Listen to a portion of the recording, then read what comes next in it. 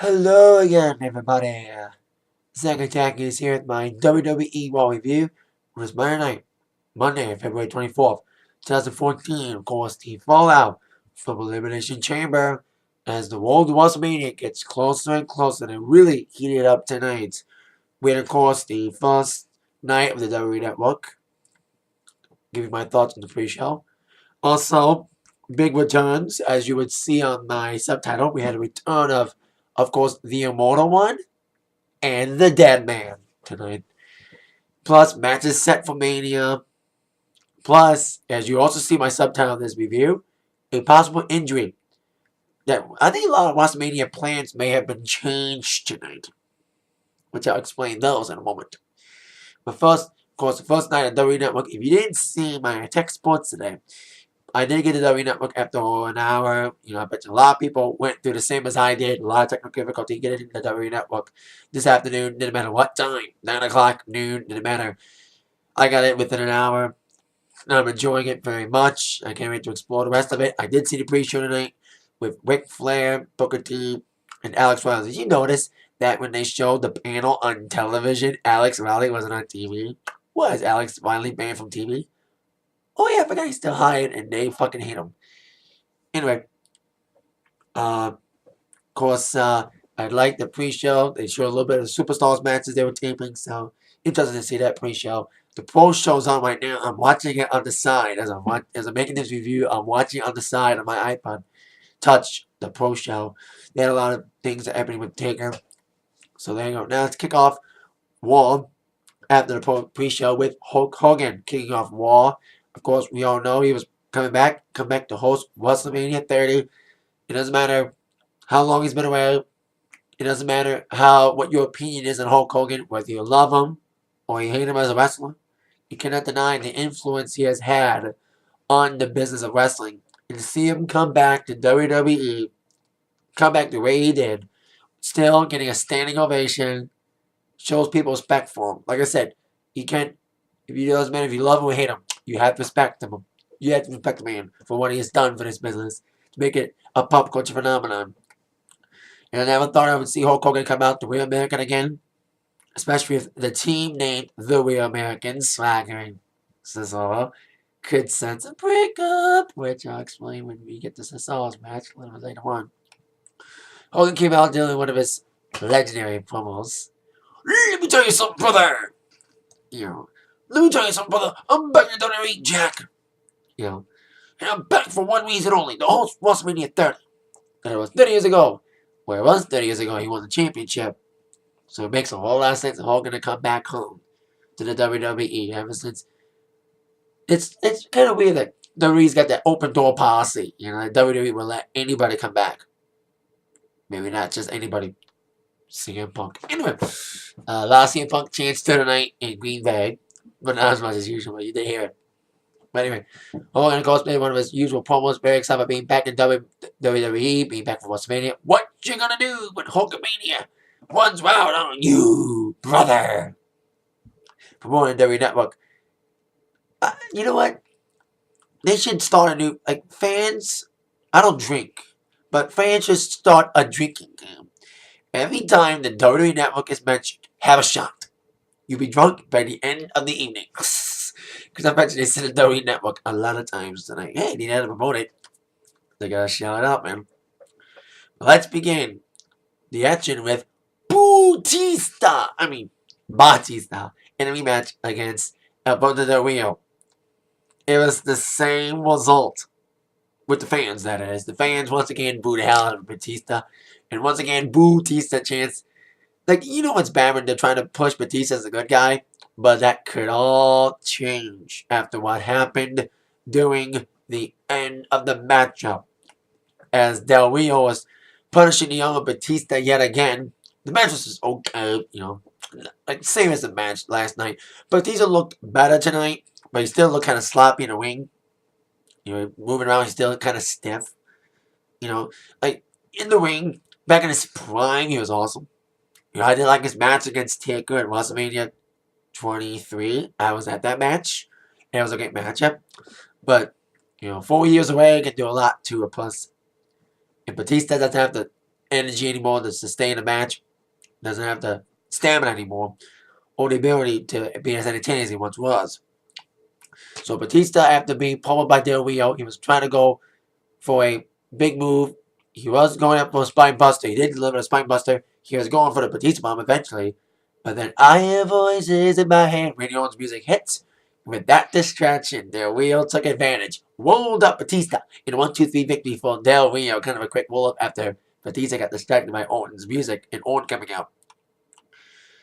And I think we could see a trade of roles here. That Batista could turn heel here. Now, everyone suspected Batista was going to turn heel at Mania. But probably because of the ever-growing unpopularity of Batista with the fans, may have turned him heel quickly. Well, that could have been sense tonight when Randy Orton's like, listen, Batista, you can tell how the fans feel about you. Come back. They hate you. You get booed out of the building everywhere you go, Batista. The fans don't want you here. In your soul, you came back because you wanted to come back for the fans, but the fans didn't want you back. It sounds like it to me. And he's like, listen, Orton, it's not true. I'm the guy. I love my business. I don't care what the fans say. You boo me, I boo you back. I'm back for one reason. To take Daniel Bryan's spotlight. I mean, to be the WWE World Heavyweight Champion.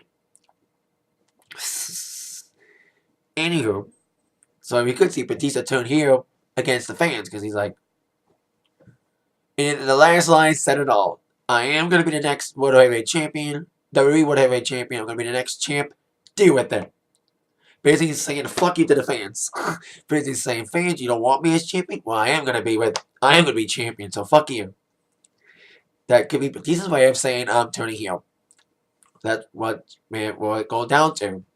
So Batista could turn heel eventually. Speaking of turns, and specifically a breakup of a team, on with our next matchup involving Cesaro taking on Big E. Of course, Jack Swagga at ringside.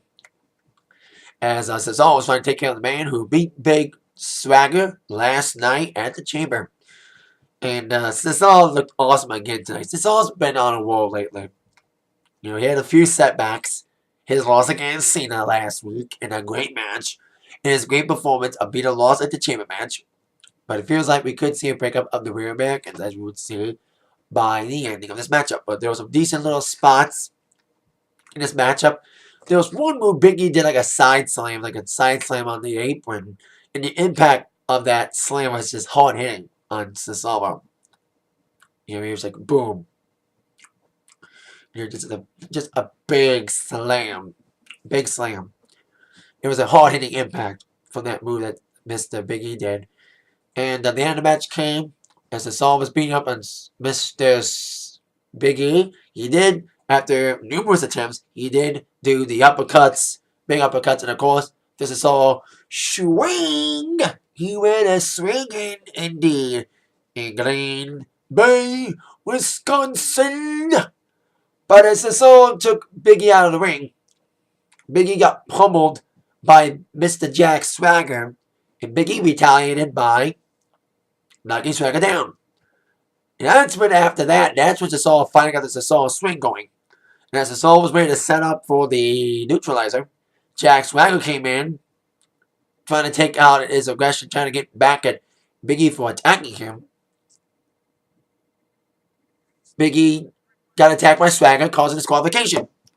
As Swagger put Big E in the ankle lock as Cesaro was going for the victory. So Swagger kind of cost Cesaro the match. It could be a time, the beginning of the World Americans breakup. You know, we've been sensing it after Swagger got slapped by Zeb Coulter and Cesaro being in a chamber match, not Swagger. So it could be that the seeds have been planted for a possible breakup, and now it could culminate to that, with Swagger kind of costing Cesaro his match tonight. So it could come down to that. Maybe these two will wrestle at WrestleMania. Speaking of WrestleMania, on our next segment, John Cena, plans will probably set at this point to have John Cena take on Bray Wyatt at WrestleMania. Especially after Swagger, or you have the Wyatt and the Wyatt family not only screwed Cena at the Rumble, but also came involved in the Elimination Chamber match last night, screwing Cena out of the championship match last night. Now, Cena, in this segment, he challenged the Wyatts to come out. Wyatts did come out, and John Cena beat the crap out of the Wyatts until the Wyatt's numbers game got on top of Cena.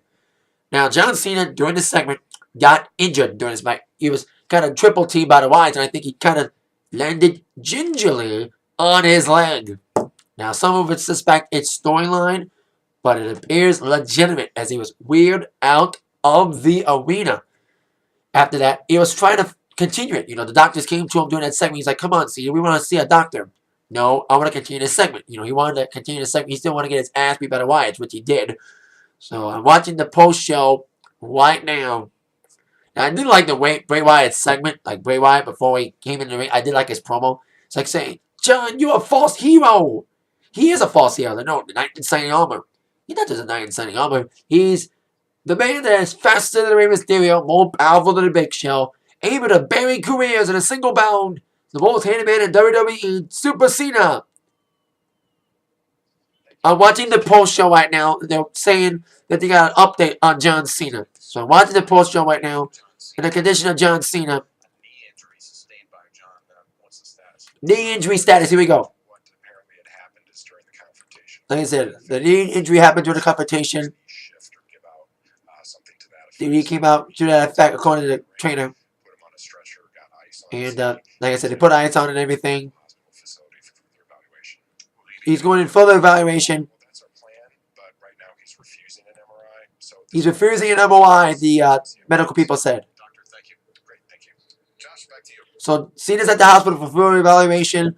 No further extent on no detail on the extent of his injury right now. He's refusing MRI. Like I said, that's coming from the post show right now on the WWE Network. So we'll see where this goes from here. Is Cena and Wyatt still going to happen at Mania? That's what I'm saying. This may have an effect on Cena's match against Bray Wyatt. Now that Cena legitimately injured himself during the segment tonight, being attacked by the Wyatts, I think he kind of landed gingerly on that leg. He kind of landed badly on it. What's the status of his match with Bray Wyatt? Is it still going to happen? We'll probably see this and more in the Walls in the weeks to come. We may find out as soon as next week when Walls in Chicago with guest star, Breaking Bad's, and Need for Speed's Aaron Paul. He's guest starring next week, so there you go. Now, our next matchup following the Cena incident. Cesaro's opponents in the chamber match, two of them, Christian and Sheamus. Now, this match stems from the pre-show. They got involved in the fight in the pre-show, an argument because Christian did eliminate Sheamus from the chamber match last night after delivering a frog splash off the top of a pod. So Sheamus wanted revenge, so they had a match tonight. It was a decent little matchup for these two guys, despite the fan chanting. There were some good spots in this. One of my favorite spots was Christian was trying to nail Sheamus' legs against, he had Sheamus' leg tied between the ring post. He was trying to slingshot Sheamus into it, but Christian got a slingshot as Sheamus put his legs out. It slammed Christian into the post with his legs. That was kind of a funny little spot. And I like the ending spot too. But it was kind of back and forth action for both these guys. These guys have faced off before.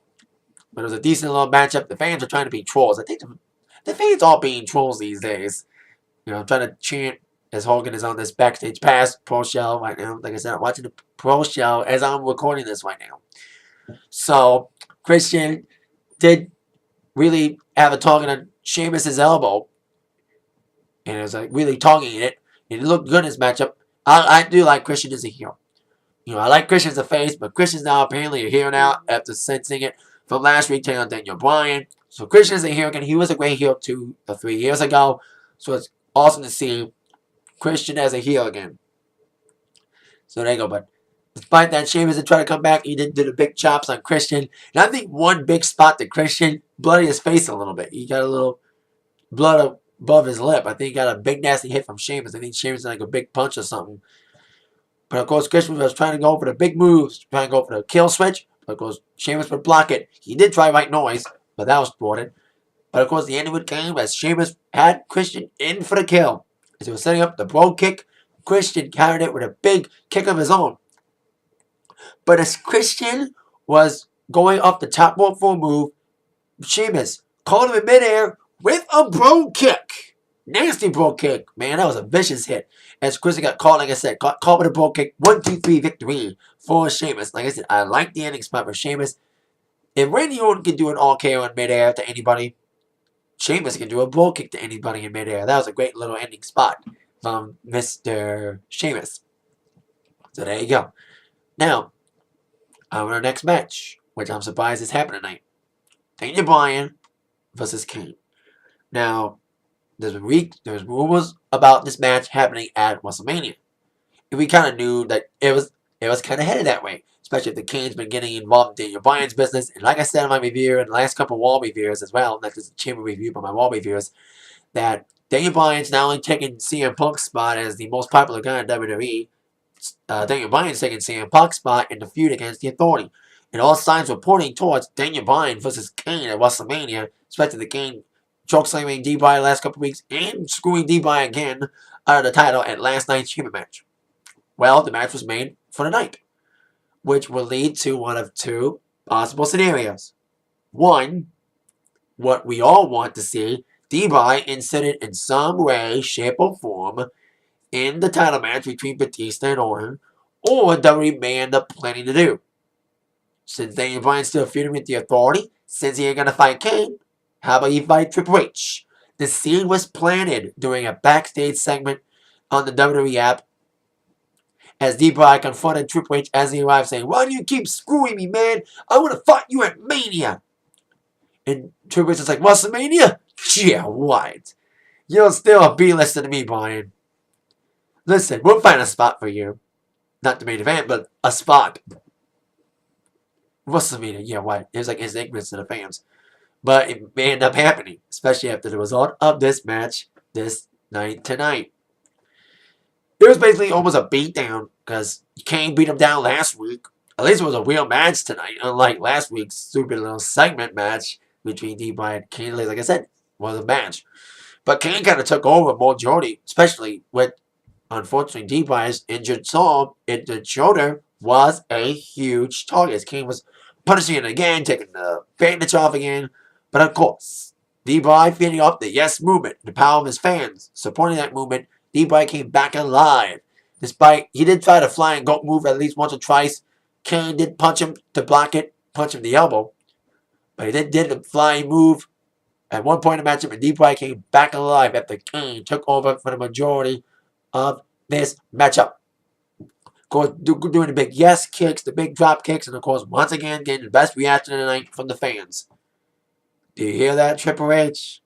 Anywho, I did like one move. Like Kane caught Daniel Bryan in midair. Like Kane was down, and D-Bryan was going for a big fly move, and Kane caught him as he was landing. Caught him for a choke slam. That was kind of a funny little, cool little spot. And D-Bryan kept trying to do the yes lock on him, but Kane was too big. So D-Bryan said, "Fuck the yes lock. I'm going to get him with a running knee," which is exactly what happened. And Kane didn't try to choke slam. He did nail a choke slam, but D-Bryan, I thought it was over at that choke slam, but D-Bryan kicked out. And like I said, D-Bryan ended the match by coming in with a big flying knee and a 1-2-3 victory for Daniel Bryan, getting a little dose of revenge against Kane this evening in his continuing war against the Authority. And he called Triple H a coward, saying, "Triple H, you hate me so bad. You don't want me to be champion. You don't want me to be the face of your company. You don't want to listen to the fans. You want to stick it to the fans. You fight me at Mania." And that's what I think it's going to be headed towards that. As much as me and my fellow WWE fans would want to see Daniel Bryan in a title match at Mania, it may not look that way. It may look towards Daniel Bryan against Triple H at Mania. That's what it's headed towards right now. D-Bryan and Triple H at Mania. But I will say this. I'm making a bold prediction right now. Daniel Bryan will win the WWE Championship, World Heavyweight Championship, at the War After Mania. I guarantee it. Because everyone knows the War After Mania is known for great moments. And they're probably going to reserve it for the night after Mania to have Daniel Bryan win the title. Because they know that everyone's going to stay for that War After Mania. War After Mania is known for crazy moments. We saw a title change last year. Dolph Ziggler winning the World Heavyweight Championship. So I make a bold prediction right now. Daniel Bryan, the payoff will be that D-Bryan not having his WrestleMania moment at WrestleMania, but having his WrestleMania moment night after. War. Guarantee it. Night after Mania War, he will win the championship. That's my prediction. Now, speaking of night after War Manias, night after War Manias not only has launched many championship reigns, it also has launched many sensations. War the Mania after the War after Mania 2011 was the official birth of the Yes Chance. The War after Mania in 2012. Actually, that was it. War of 2012. That was kind of the birth of the Yes movement in 2012. Last year's War After Mania was the birth of the Fandango. I would not be surprised if the War After Mania is the official birth of the Evolution Dance. Yep, we saw Emma wrestling tonight. Speaking of Fandangoing, we saw Fandango accompanying his girl Summer Rae to the ring for her singles match against Emma. Emma had a weak debut. Her segment, I even said it a few weeks ago when she made her debut in that dance off. That was a stupid little segment to debut with. Weak debut. That's why people aren't catching up. You see people evolutioning. But like I said, crazes are born on the War After Mania. If Fandango can make it after Mania War, like I said, the birth of the Yes movement, I would not be surprised if Evolution really catches on after the War After Mania. Because everyone's going to do it. Like Fandango and the Yes thing, like I said. And this match was a typical little Divas match. Santino was at ringside with Emma. Thank God the men didn't get involved. It was a little bit mock dance moves.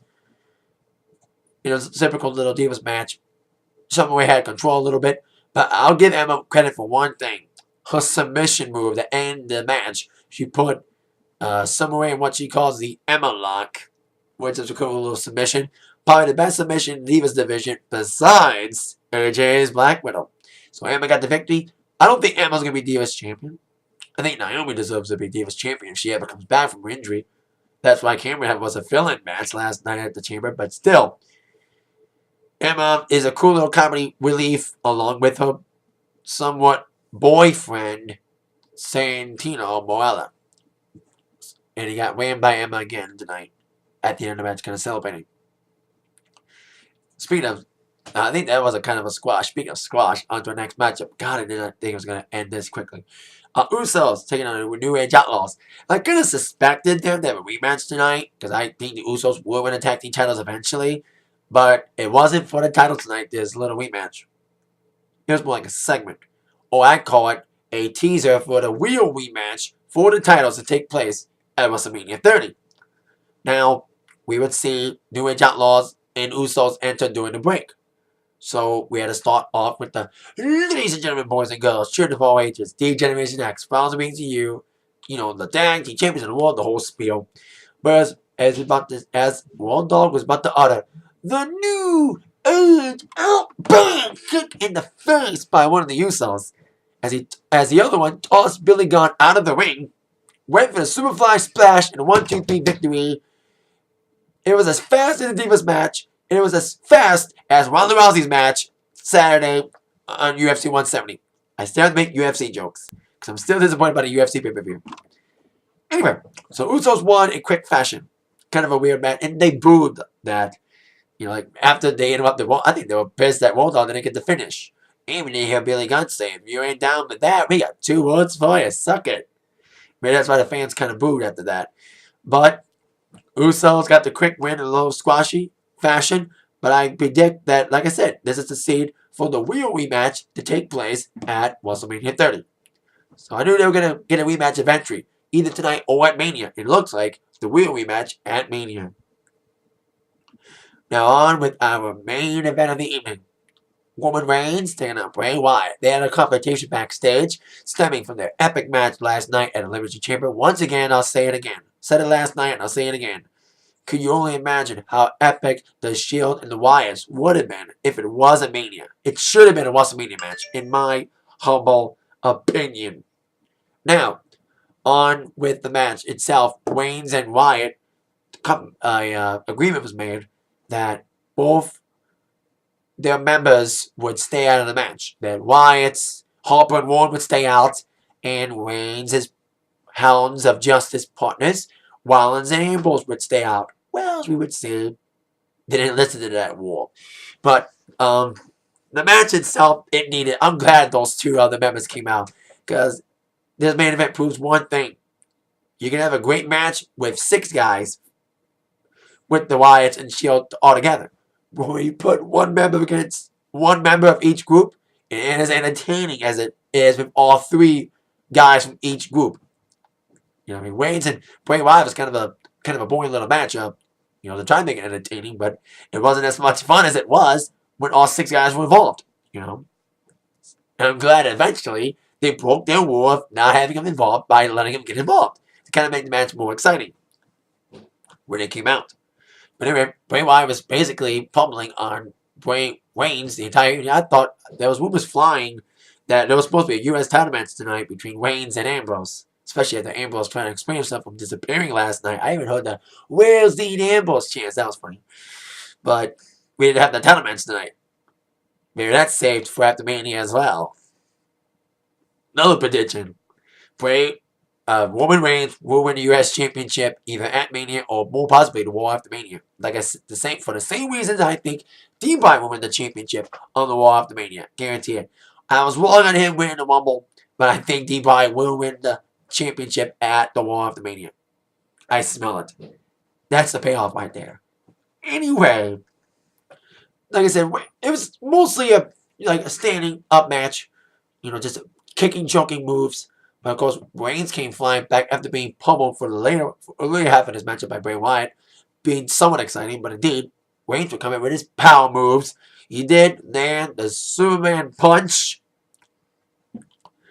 And as he was after he nailed that Superman punch, he was going for the Superman punch the first time around. First time around, he was going for a Superman punch. Here comes Harper and Warren to get involved. And then here comes Seth Rollins coming out to Swanton to do a senton on top of both Harper and Warren.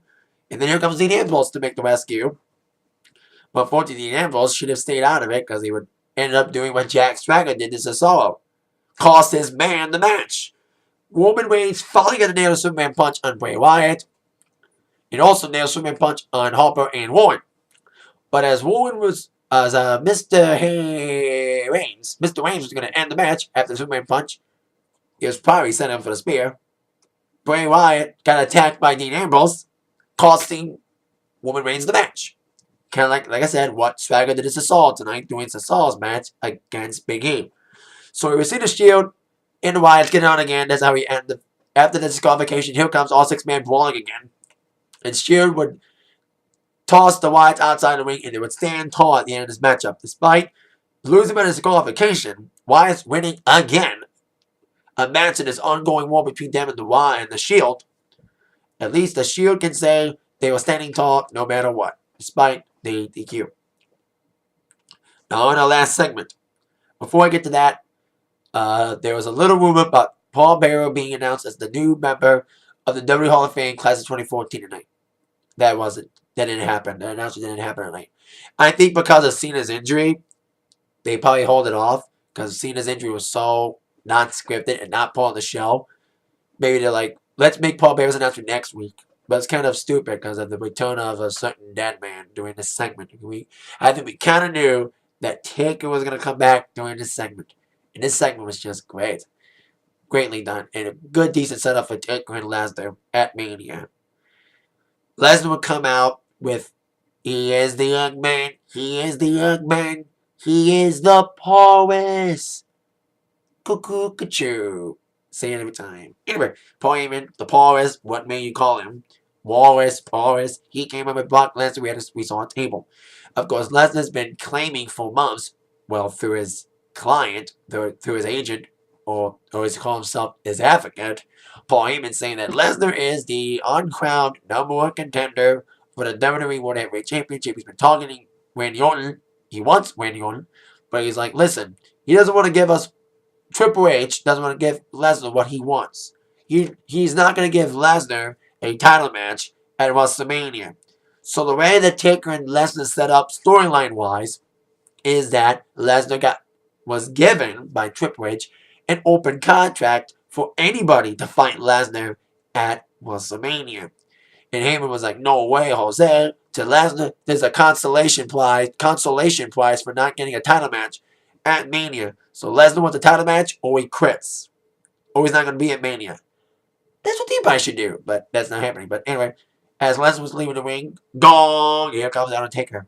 Now, backstage, I think like I said, I watch UFC stuff. Because Lesnar was a former UFC champion. This was kind of instigated 4 years ago. Lesnar was still in UFC. He lost the heavyweight championship to Cain Velasquez. It was October 2010.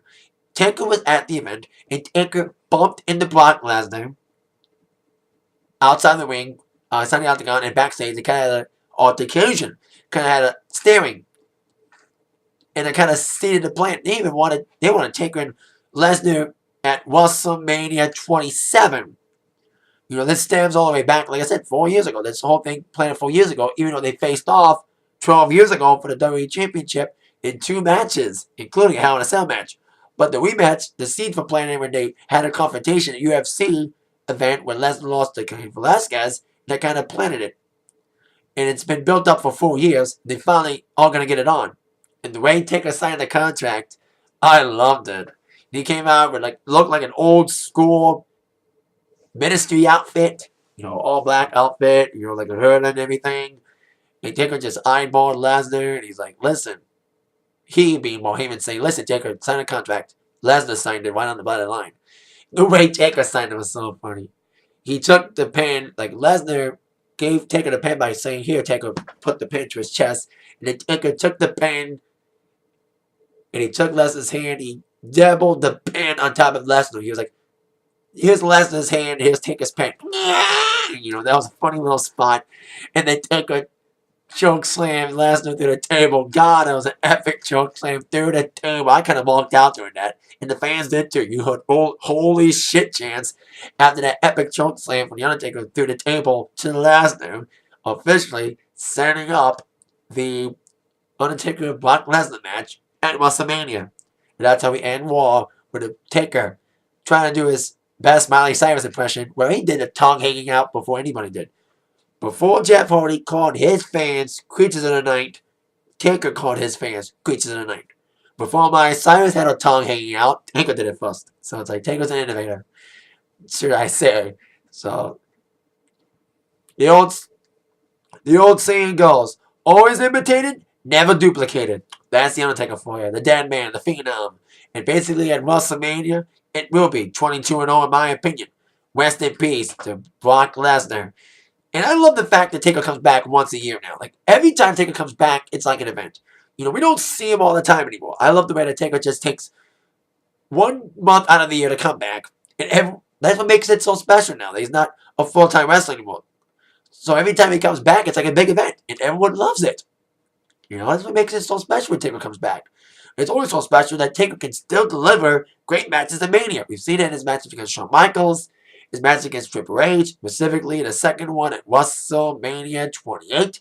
His match last year against Punk. I don't think this match against Lesnar will live up to the expectations of those last 5 matches, but I think Taker can still have an okay match with Brock Lesnar. Brock Lesnar can make a good match with CM Punk carrying him. Taker can have a good match with Brock carrying Lesnar. Should be it's going to be a fight between Lesnar and Taker at Mania. So that match is made. And we saw 2 possible Mania matches planted. Usos against New Age Outlaws. We also saw a possible Cesaro Swagga match. Possible Batista heel turn. And 2 matches at Mania, maybe change. He probably may not take on Kane. Probably take on Triple H. And John Cena Bray Wyatt may not happen. We'll see the extent of John Cena's injury later on. Probably next week. That is it for this WWE Raw review for this evening. I'll see you all later. With that in mind, you've all been attacked by the review from Zach. Thank you all very much again for watching. And yes,